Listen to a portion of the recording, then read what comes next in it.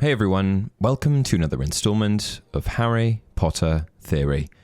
It's during the first book and film, The Philosopher's Stone, that Harry is first introduced to the wizarding world, and upon his first discovery of this magical realm, he's filled with both excitement and confusion. Harry, you're a wizard. I'm a what? Gasped Harry. This was a boy who had, for all his waking years, endured a painfully dull and oppressive life at number 4 Privet Drive, alongside the Dursleys. And now, suddenly, in a single moment, an entire magical world seems to be calling his name. Potions, spells, magical creatures, magic wands, all of it. And this sudden revelation of a hidden world offered not only a glimmer of hope, but also the promise of a life far beyond the ordinary. And what does Harry go and do? Cast absolutely no spells for the entire first film. I feel silly for not noticing it myself, but it was recently brought to my attention that Harry Potter, the titular character of the Harry Potter series and most importantly, magical wizard, doesn't cast a single spell for the entire movie. No, really, Harry Potter, the boy who lived, Voldemort SLAYER, doesn't cast anything. But what about when he, and that time when they were, nope, nothing. To be honest, when I was given this information, I couldn't believe it at first. My mind immediately raced through the film at 20 times speed, trying to think of any and all instances that Harry intentionally produced magic from the end of his wand. And I thought to myself, surely there must be one. But in the end, the only things I could come up with were what I expect most of you would think of as well: Harry's unintentional antics. And that's the important distinction that needs to be made here, that all of these spells were unintentional. We know that a magical child without any sort of magical education lacks any sort of control over their magic. And so before studying at Hogwarts, magical children are inherently prone to accidental, uncontrolled magic, which can be triggered by strong emotions like anger, fear, or confusion. And this magic, which acts as a form of self-defense, can manifest in unpredictable and sometimes dangerous ways. Harry Potter, for example, unknowingly performed numerous acts of accidental magic before attending the school. He turned his teacher's wig blue, he shrunk one of Dudley's oversized sweaters when Aunt Petunia tried to force him to wear it, and even found himself on the school roof after being chased by Dudley and his gang. He also managed to regrow his hair overnight after Aunt Petunia gave him a dreadful haircut with kitchen scissors, and in one well-documented incident, Harry spoke to a snake at the zoo and unintentionally made the glass of its enclosure vanish. But still, none of this was Harry casting a spell.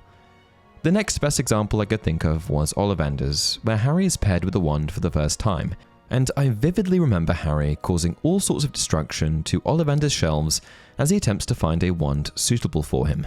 Shelves topple over, drawers fly open, and sparks fly. But when Harry is finally given the wand, everything feels just right. My initial thoughts were that Harry did perform magic at Ollivander's, but in reality, this was just yet another example of unintentional magic. Next, my mind went to Hogwarts. Surely Harry couldn't have gotten away with undergoing a fully fledged magical education without casting a few spells, right? Well, as it turns out, he didn't intentionally cast anything there either. The only spell that Harry attempts in class is Wingardium Leviosa, but he isn't successful. "Wingardium Leviosa," he shouted, waving his long arms like a windmill. "You're saying it wrong," Harry heard Hermione snap. "It's Wingardium Leviosa. Make the gar nice and long." "You do it then, if you're so clever," Ron snarled. And while the film truly feels as if Harry was performing magic on numerous occasions, the fact of the matter is that he wasn't. In the Forbidden Forest, when confronted by Voldemort drinking unicorn blood, it's Firenze the Centaur who saves Harry, not Harry using magic. Even during the encounter with the troll in the girls' bathroom, Harry doesn't cast a spell.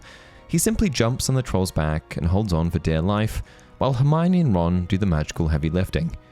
And during the final face-off with Professor Quirrell, Harry defeats him not with a wand, but with the power of his mother's protective charm, a magic placed on him years before. Time and time again, magic surrounds Harry, but he remains more of a passenger than a participant, relying on instinct, courage, and help from others, rather than actual spellcasting. At least for the first film. The only counter-argument would be that Harry does summon a broom to his hands, but I'd argue that because this is non-incantatory, aka no incantation, and not really a formal spell per se, it doesn't really count. Now the question is, why? Why not have the main wizard in the wizard movie not perform magic? I think there are a number of aspects to consider here. The first is that Harry was thrust into the wizarding world rather abruptly. While many of his peers grew up in magical households and had been given plenty of opportunities to become familiar with magic, Harry knew nothing about it until just before he was meant to begin studying it.